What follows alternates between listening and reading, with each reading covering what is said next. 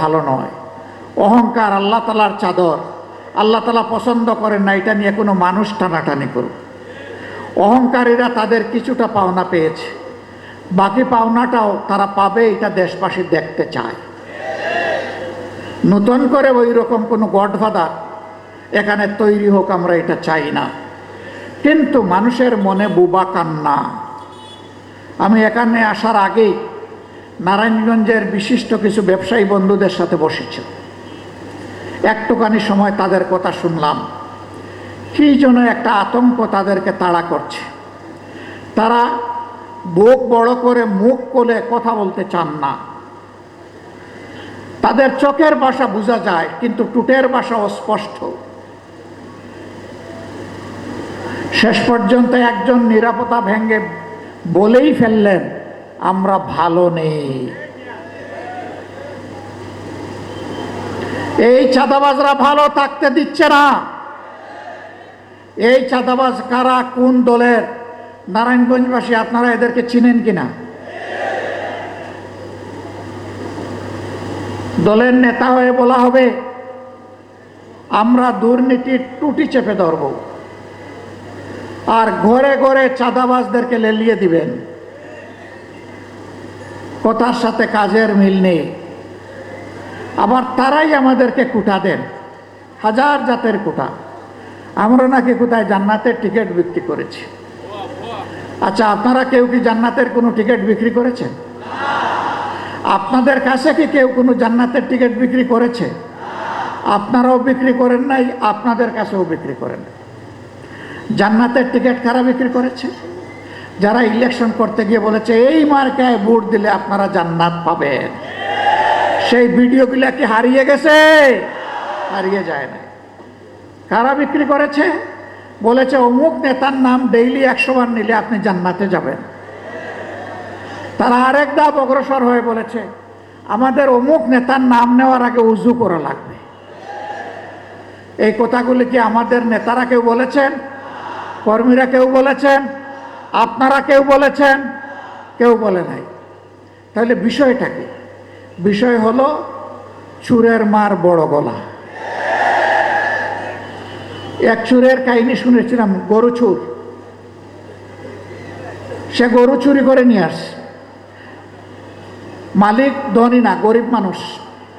খবর পাইছে অমুক জায়গায় তার গরু দুটো আছে। আর সে আইসা শুনছে যে ওই চুরের একজন বৃদ্ধ মা আছে। সে বাড়িতে গিয়ে মায়ের পায়ে ধরছে, ধরে বলে মা আমি একজন গরিব মানুষ, আমার 3টে সন্তান, 5 জনের পরিবার। আমি বর্গা চাষ করে মানুষের জমিতে যা একটু পাই তাই দিয়ে চলি। আপনি আমার মায়ের মতো, আমারে একটু মায়া করেন, দয়া করেন। কই কি দয়া করব, কি মায়া করব? কই যে আপনার ছেলে আমার 2টা গরু নিয়ে এসেছে, আমি ধার দেনা করে কিছু টাকা নিয়ে এসেছি, একটু এইগুলা রেখে আমার 2টা গরু দিয়ে দেন। কই বেটা তোমার মাঝে কিন্তু বিচার ইনসাফ নাই। কই মা আমি কি বেইনসাফি করলাম? কই যে আচ্ছা বলো আজকে তুমি কত টাকা নিয়ে এসেছো? তো সে সামান্য একটু টাকার কথা বলছে। তো জিজ্ঞেস করতেছে আমার ছেলেটা যদি ওখানে হাতে নাতে ধরা খাইতো তাইলে তাকে কি 2-1টা কম দিতা?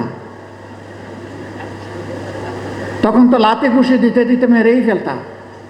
সে তো ভাগ্য বলে চলে আসছে, এখন 16 আনা পাওনা দিয়ে তার কাছ থেকে নিতে হবে, 1 টাকাও কম দিলে মানব না।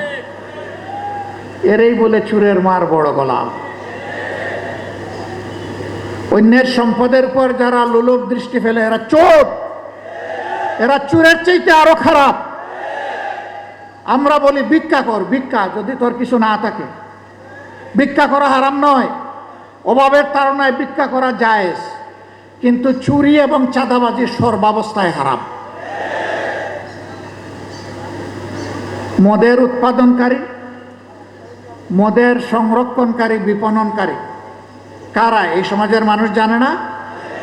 আগে যারা ছিল তাদের হাত বদল হয়েছে। আগে বিভিন্ন জায়গার দখলদারি, হাট বাজার মহাল যাদের ছিল এখন জাস্ট হাত বদল হয়েছে।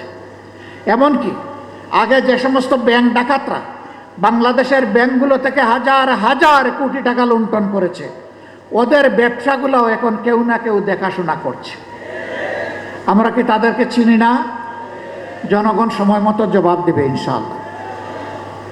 প্রিয় ভাইয়েরা, আমরা চাই না আমাদের প্রিয় নারায়ণগঞ্জ এই অশান্তি এবং চাঁদাবাজদের কবলে পড়ে থাকুক। আমরা এই নারায়ণগঞ্জকে একটা স্বচ্ছ পরিচ্ছন্ন একটা মর্যাদাশীল নগরী হিসাবে দেখতে চাই। আপনারা চান কিনা? ড্রেনের পানি দিয়ে অজু হবে? ভালো মানুষ ছাড়া এই নগরী গড়া যাবে? এমন মানুষের প্রয়োজন হবে যে আল্লাহকে ভয় করে, যে মানুষের হকের দিকে তাকায়ও না, হাতও দেয় না, বরঞ্চ যার হক চৌকিদারি করে তার হক তার হাতে পৌঁছে দেবে। সেই মানুষ ছাড়া কি আমরা শান্তির, অগ্রগতির, নিরাপদ নারায়ণগঞ্জ নগরী গড়তে পারবো? পারবো না। শত বাধা উপেক্ষা করে আমরা অসৎ নেতৃত্বের পরিবর্তন ইনশাআল্লাহ বাংলাদেশে করব। সৎ নেতৃত্ব কায়েম করব। নেতাদের কপাল বড় করার জন্য নয়, গড়ার জন্য নয়, বরঞ্চ জনগণকে তার অধিকার ফিরিয়ে দেওয়ার জন্য। এই নারায়ণগঞ্জ মহানগরীতে আমরা দাবি করি অনতিবিলম্বে অনির্বাচিত প্রশাসক সরিয়ে দিয়ে এখানে নির্বাচন দেওয়া হোক। আগামী নির্বাচনে ইনশাআল্লাহ জনগণের দল বাংলাদেশ জামাতে ইসলামী এখানে ক্যান্ডিডেট দেবে। আপনারা কি চান? সত্যি আপনারা চান? আলহামদুলিল্লাহ, আমরা আজকে আপনাদের কাছে সেরকমই একটা মানুষ উপহার দিয়ে যাচ্ছি। বাংলাদেশ জামাতে ইসলামীর কেন্দ্রীয় কর্ম পরিষদ সদস্য, নারায়ণগঞ্জ মহানগরীর আমির, কিশোর জীবন থেকে তিলে তিলে যিনি সৎ চরিত্র ধারণ করেছেন, যার চোখে স্বপ্নে মানুষের কল্যাণ, আমরা সেই আপনাদের প্রিয় মানুষ, প্রিয় জননেতা মৌলানা আব্দুল জব্বারকে এখানে আমাদের পক্ষ থেকে আগামী সিটি কর্পোরেশন নির্বাচনে মেয়র হিসাবে প্রার্থী ঘোষণা করছি।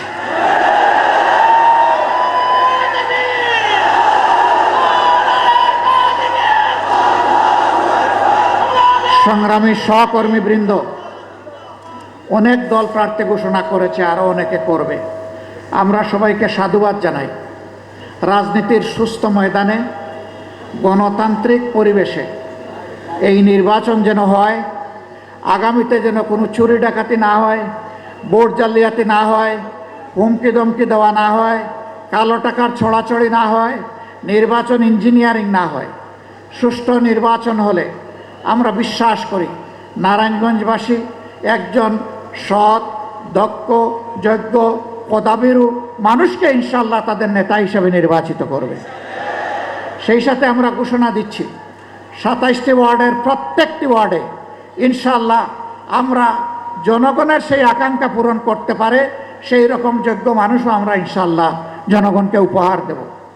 আমরা আপনাদের সহযোগিতা চাই। এখন থেকে জনগণের কাছে এই দাওয়াত, এই আওয়াজ নিয়ে যেতে হবে যে দেশ গড়তে হলে সুন্দর নারায়ণগঞ্জ, নিরাপদ নারায়ণগঞ্জ, শান্তির নারায়ণগঞ্জ, অগ্রগতির নারায়ণগঞ্জ, শিশুর নারায়ণগঞ্জ, বৃদ্ধের নারায়ণগঞ্জ, মায়ের নারায়ণগঞ্জ, ভাইয়ের নারায়ণগঞ্জ, শ্রমিকের নারায়ণগঞ্জ, ব্যবসায়ীর নারায়ণগঞ্জ, সেই নারায়ণগঞ্জ যদি আমরা করতে চাই তাহলে অবশ্যই সৎ, যোগ্য এবং খোদাবিরু মানুষদেরকে আগামীতে নির্বাচিত করতে হবে ইনশাআল্লাহ। আপনাদেরকে মোবারকবাদ। যারা এখানে এসেছেন, শহীদ পরিবারের সম্মানিত সদস্যবৃন্দ সহ এখানে বাংলাদেশ ইসলামী ছাত্র শিবিরের কেন্দ্রীয় সভাপতিও এসেছেন নুরুল ইসলাম সাদ্দাম, আমরা সবাইকে আন্তরিক অভিনন্দন জানাচ্ছি। প্রিয় নারায়ণগঞ্জবাসী, আমরা আপনাদের সাথে আছি, আপনারা ইনশাআল্লাহ আমাদের সাথে থাকবেন। আল্লাহ হাফিজ।